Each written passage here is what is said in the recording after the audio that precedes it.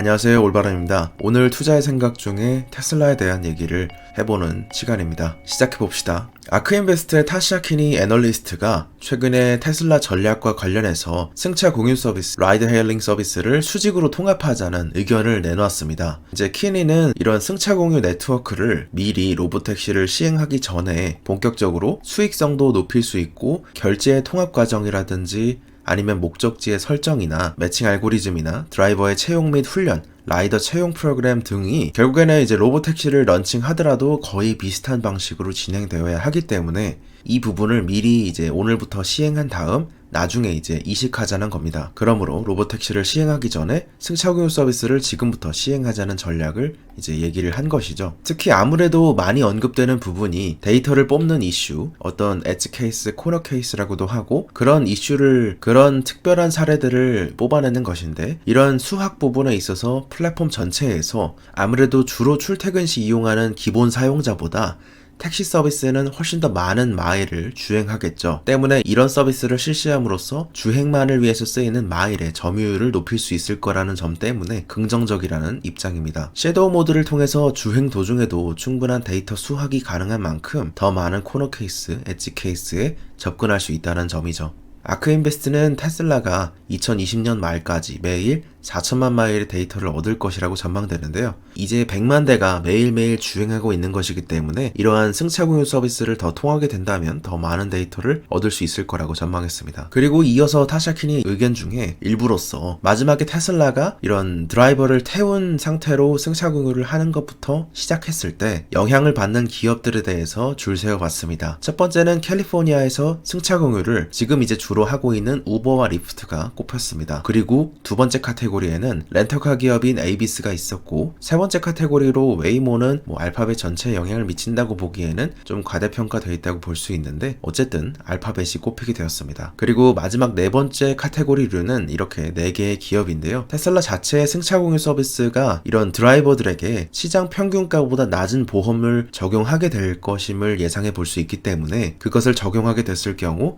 이런 올스테이트나 파머스 인슈어런스 및 자동차 보험 사업 분야들을 맡고 있는 보험사들이 타격을 받을 수 있다고 바라봤습니다. 특히 지금이 적기다 이렇게 생각하는 이유에 대해서는 크게 3가지로 나눠봤습니다. 첫 번째는 지금이 역대급으로 대중교통을 이용하지 않는 시기입니다. 잘 보시면 도보와 운전은 빠르게 회복되었지만 대중교통 같은 경우는 상반경직성을 띠고 있죠. 그래서 현재 이렇게 회복하지 못했습니다. 그래서 애플의 이동성 차트를 볼 때, 그리고 뉴욕시의 최근 자료를 보게 된다면 지하철 이용률이 대략 70%까지도 줄어들었다는 점을 꼽을 수 있죠. 또한 두 번째로 기그워커들, 지금 일 따라 움직이는 그런 노동자들이 언택트 상황을 맞이해서 너무 많이 쉬고 있다는 점입니다. 1300만 명 정도가 실업수당을 받고 있는 그런 포인트를 꼽을 수 있고, 그리고 마지막으로 세 번째는 규제 승인에 필요한 시간들을 단축시킬 수 있다는 점입니다. 규제기관에는 대략 저도 이제 같은 입장인데 테슬라는 아무래도 조금 더 정책상의 이슈에 민감하게 움직일 수밖에 없습니다. 맵 데이터를 가지고 있는 HD맵 쪽은 어떤 확장성, 지오펜싱에 대한 맵에 이미 안전성을 확보가 돼 있고 지오펜싱을 통한 확장성, 조금 경제성에 가깝죠. 경제성을 얼마나 뽑아낼 수 있느냐로 L4의 확장성이 결정된다면 테슬라 같은 경우에는 L4의 확장성이 규제나 정책에 의해서 주로 좌우되게 되죠. 그러니까 웨이모나 크루즈 쪽의 허들과 테슬라의 챌린지가 다르다는 의미입니다. 그래서 테슬라 같은 경우는 규제나 정책의 허들을 넘어야 되기 때문에 규제 당국에 살아있는 데이터를 많이 공급해야 하는 그런 니즈가 있습니다. 그래서 요약해보자면 대중교통 외에 적절한 교통 옵션에 대한 지금 소비자의 수요가 높은 때이고, 아무래도 도심 지역 내에서의 마케팅 효과도 있다는 점도 꼽을 수 있겠죠. 지금 택시로 쓰이는 테슬라 차량의 사례들처럼 실제로 고객들이 타봤을 때 만족할 가능성이 높다고 생각됩니다. 그리고 이제 중고차 사이트 IC카에서 올해 7월 정도에 밝혔던 바에 따르면 BMW i3나 닛산 리프 등 기아 소울 EV 이 정도 같은 경우는 대략 감가가 60%까지도 3년 안에 지속됨을 봤습니다. 산업평균 정도가 52% 정도임을 알 수 있죠. 그럼에도 테슬라 모델 3 같은 경우는 제조업체의 권장 소비자 판매 가격 MSRP의 약 90%, 정확히 따지면 10.2% 하락이니까 89.8%만큼의 가치를 유지했습니다. 여기에는 굉장히 OTA나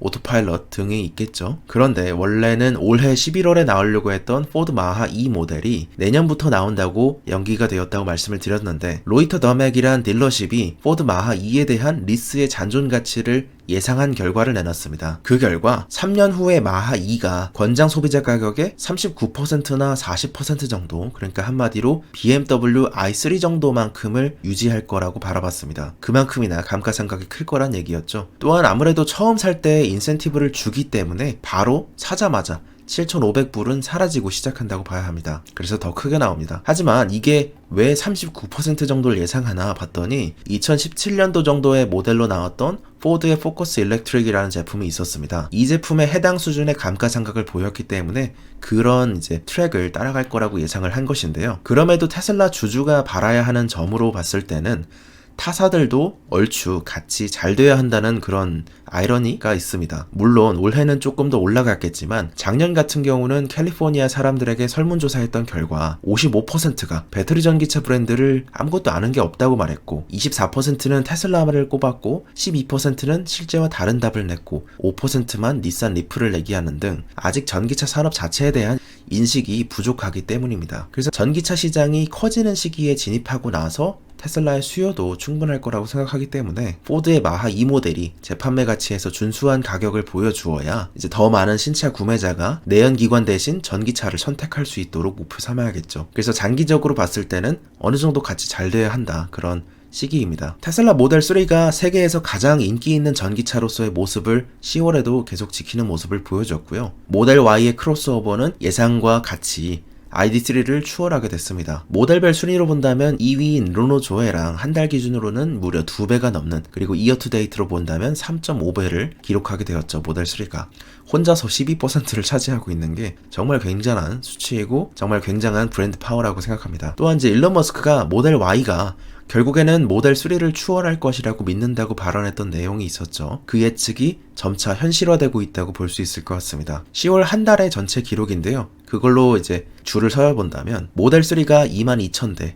우링이 2만 대, 그리고 모델 Y가 1,600대, ID3가 1,500대, 르노 조에가 9,900대를 차지했습니다. ID3가 신차였기 때문에 부스트를 받는 것을 감안하더라도 모델 Y가 그 수요보다 높았음을 알 수 있었죠. 그래서 우리는 결국 2017년 이때 4분기부터 모델 3가 시작해서 계속해서 상승했던 곡선을 그렸음을 기억하고 있죠. 그것을 볼 때 현재는 분기에 약 10만 대를 기록하는 수준까지 올라오게 됐습니다. 모델 3 자체만으로요. 그런데 앞으로 모델 Y도 점차 4분기부터는 내년 상하이 공장에서 생산이 본격화되고 4분기부터 본격적으로 생산되기 시작하는 만큼 빠르게 내년 1분기부터는 중국 내 판매 시작이 이루어진다면 앞으로 모델 Y의 성과가 조금 더 돋보이게 되지 않을까 예상하고 있습니다. 그리고 이제 여담으로 우링 이 제품 같은 경우는 왜 그렇게 빨리 성장하냐, 2만 대가 이게 뭐냐, 그러면 이게 이제 굉장히 쌉니다. 일단 4,300달러 정도에서 4,800달러 그 정도를 기록하고 있는데요. 굉장히 싸게 전기차를 얻을 수 있다는 장점이 있기 때문에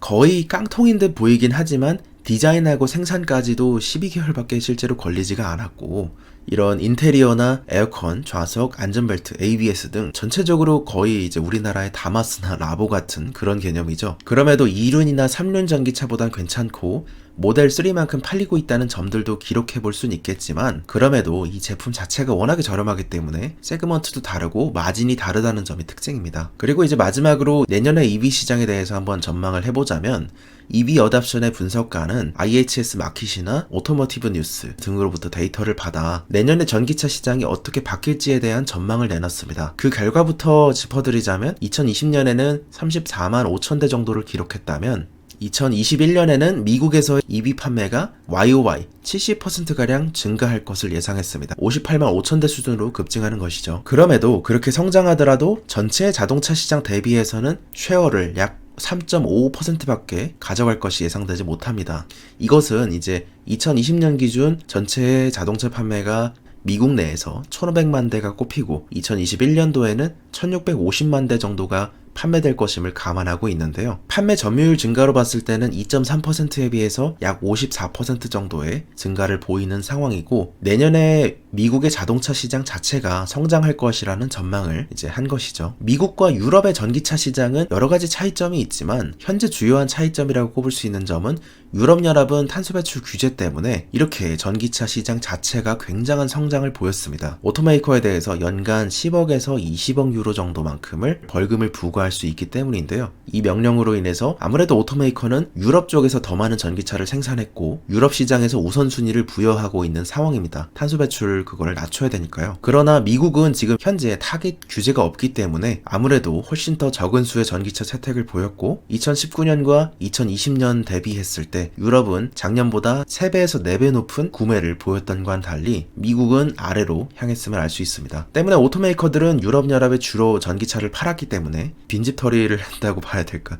테슬라가 이제 미국 시장 내에서 브랜드를 굳히고 선점할 수 있는 절호의 기회였습니다. 2020년 모든 EV 신규 판매의 65%를 무려 테슬라가 차지했고 배터리 전기차로 봤을 때는 84% 굉장히 지배적인 위치에 서 있었습니다. 유럽연합에 비해서 정부 차원의 지원이 없는 상태에서 모델 3가 얼마나 팔리느냐로 사실 미국의 EV 판매가 결정되었다고 해도 과언은 아닐 것 같습니다. 그 결과 지금까지 테슬라 모델 3가 전체 EV 판매의 40%, 35%를 차지하는 기염을 토했죠. 그러나 이제 모델 3가 차지하는 쉐어는 조금 많이 줄어들 것이라고 예상되는데요. 그 이유로 첫 번째는 모델 Y의 생산이 증가한다는 점, 그래서 결국에는 2021년 전기차 판매 1위가 모델 Y가 될 거라는 지점이고, 그리고 두 번째는 앞으로 폭스바겐 ID4나 포드의 머스탱 마하 2 등 최대 24개의 이제 EV 제품들이 출시될 전망입니다. 때문에 본격적으로 내년부터 미국 시장도 전기차 판의 시장이 커지는데요. 그리고 시장 전체적으로 봤을 때는 이자율이 지금 2016년, 2017년 정도만큼 굉장히 낮은 박스권을 보여주고 있고 점차 하락하고 있는 모습입니다.